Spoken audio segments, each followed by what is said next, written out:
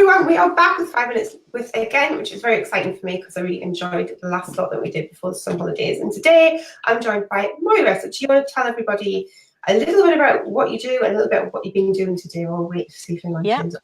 Sure. Thank you. Well, thank you for having me on, Amy. It's really exciting to be here. I am Moira Barnes, as Amy's mentioned, and I have a sales consultancy that I'll talk a little bit about later on. But my background is in advertising media sales. So I've had 20 plus years of practice of selling, and I've done that. I worked for the BBC, so I worked for BBC Worldwide for several years on some of their super brands like Radio Times, Good Food, Homes and Antiques, when home magazines were the big thing, Good Homes magazine, Gardeners World. I then moved to another magazine publisher and worked on some of their big brands. So there's the Hearst Corporation do the likes of Good Housekeeping, but I worked on the Weekly Stable and I was the creative solutions director. Sounds like a very fancy title, but it was very much about understanding what clients' needs were. So the likes of clients that we worked with were P&G, Renault, Ford. There were lots of big clients with big budgets, and it was making sure that we spent those budgets correctly and we reached the target audience. And actually we added something to the magazine. That was what was my big thing is the fact that I'm adding value to people, whether that's for the client, whether that's for the reader, whether that's for the client that I'm working with. So that's a little snapshot of what I'm doing. So I left that about 5 years ago. I've had a family since then, but it's still something I'm really passionate about. So it's something that I've now, I'm branching out. I want to help people because I spend a lot of time with entrepreneurs. I've met some amazing people up here in the Northwest. It never ceases to surprise me how entrepreneurial everybody is up here. But then at the end of the day, people turn around to me and they say, oh, but I hate selling. Oh, gosh, I just don't like it. Oh, it's really icky and I feel uncomfortable. And I want to change people's perception of that. It doesn't need to be. You don't have to be a car salesman. You can actually sell with heart, sell really authentically, and sell with passion. So that's what I'm aiming to do. Brilliant. Okay, so you've been to forest school today, haven't you? I have, yes, amazingly, yes. We've just kind of winged our way back from forest school with my little 4-year-old, so fun times. Very clean for someone who's been playing with money. Yes. Well, stay away from me. So I'm just going to give a brief synopsis of what's going to happen next for anyone who hasn't seen a 5 minutes with video before, or if it's been such a long time, because it has been quite a few weeks. A reminder, I suppose. So Moira's got 3 tips she's going to share us about selling with heart, which is very exciting. I can't wait to hear them. So she's going to share her first tip here, and then after that we're going to move off to the Brand Success Club, which is my paid membership community, to share the next 2. So if you want to find out what they are, then you have to go over there. So do you want to get started and tell us about your first tip? Yeah, well, as I said in my introduction, I'm very passionate at changing people's perception about sales as being this icky, horrible scenario. Because actually, I think if you shift your mindset just a little bit and try and understand that you're not selling, you're actually answering a need. So it's about giving rather than getting. I think that's the really key factor here. You need to view it as you're actually serving someone. So you're helping them. They've got a need. Everybody hates being sold to. I mean, it's universal. Ask anybody, they hate being sold to. But everybody loves to buy. I mean, people, during recessions, they still carry on buying, even if it's the little lipstick for £5 or something. They still like to buy because there's something in us that makes us feel better.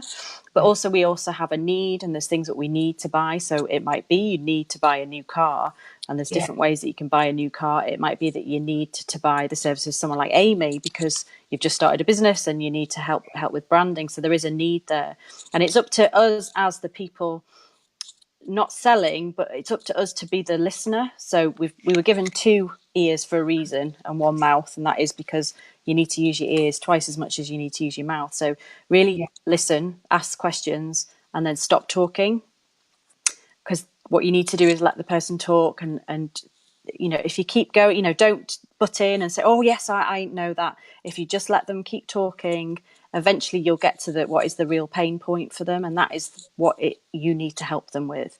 So keep talking, find out what their pain point is. This is a future client of yours, a future customer of yours, and you want them to feel comfortable with you, because it's about building relationships as well. So kind of 2 tips wrapped up in one there. It's about viewing it as serving, not sales.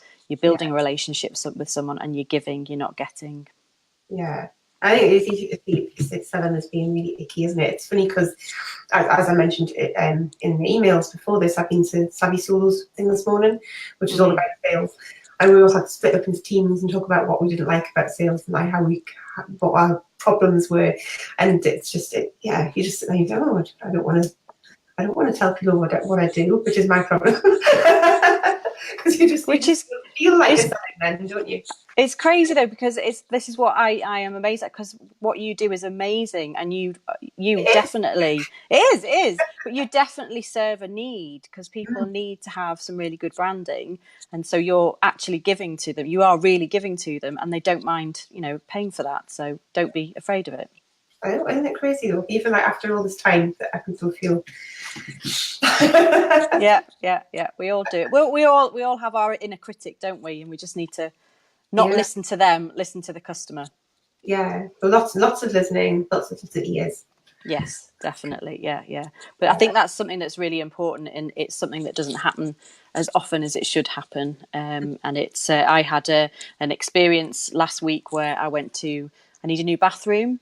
And I just went into a bathroom shop, and I was driving by actually, and I saw a cabinet in the window that I liked. So I thought, right, I'll pull in and I'll just nip in, and I just want to ask them, what do I need to do to start the process? That's all I wanted to know. Yeah. The answer would have been, oh, just get the measurements for your room and then come back to see us.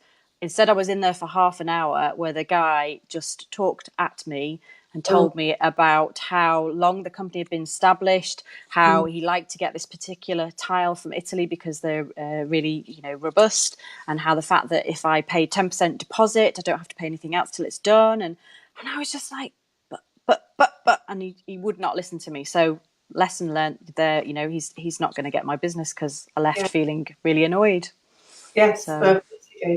It matters very much, doesn't it, how people make you feel about things. I remember buying my wedding dress, which should have been like one of the best things to do, right? Horrible lady around. Not enjoy buying my wedding dress at all. I know. Not what it's meant to be like, is it? I don't know. It's exciting. Or not. Big purchases. I think big purchases can be quite traumatic sometimes, and they shouldn't be. They really can. People can be very unpleasant. Yes, they can be. Yeah, unfortunately. Wonderful.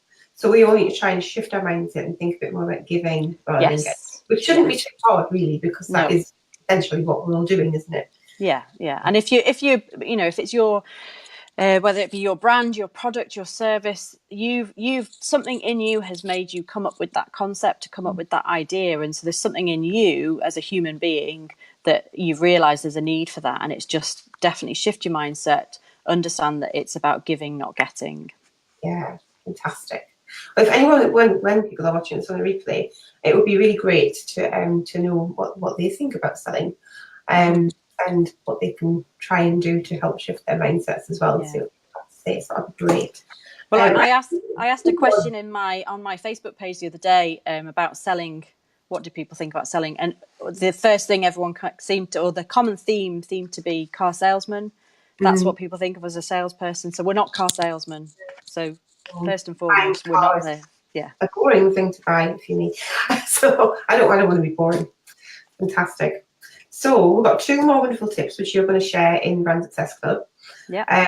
Before we disappear out of this group, I'm just going to quickly run through, because I've got lots of people booked in for the next few weeks. So next week we're actually doing it on a Wednesday, which isn't normal, but I am not around on the Thursday. So Amy Sunderland is going to come and talk to us at 1:45 next week. So you want to come and join us for that.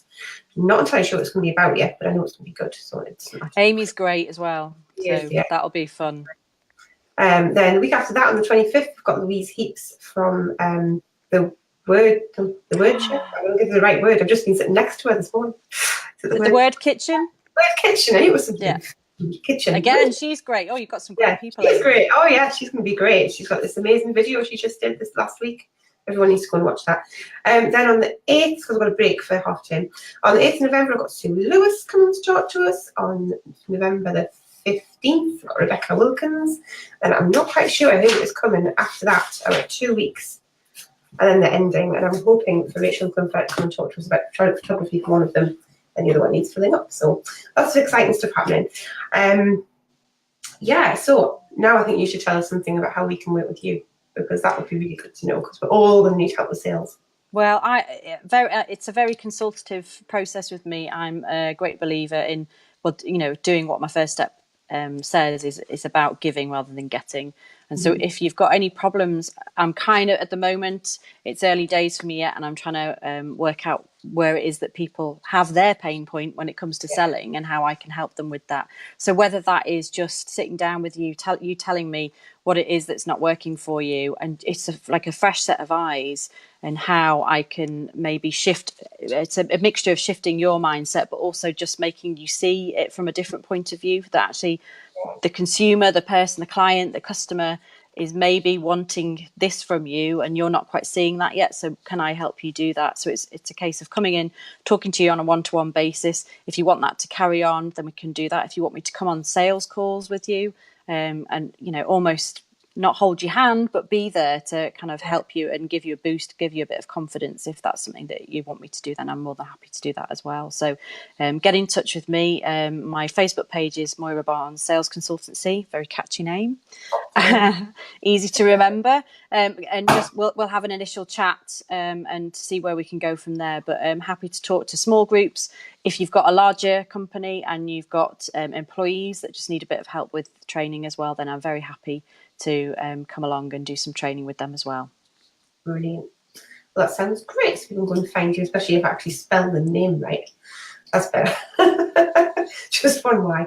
Wonderful. Right, so we will wrap this up here then. So I'll be back within the next 5 minutes with next week with Amy, and I will see you and other Brand Success Club people in the Brand Success Club in Mint. Thank you. Right.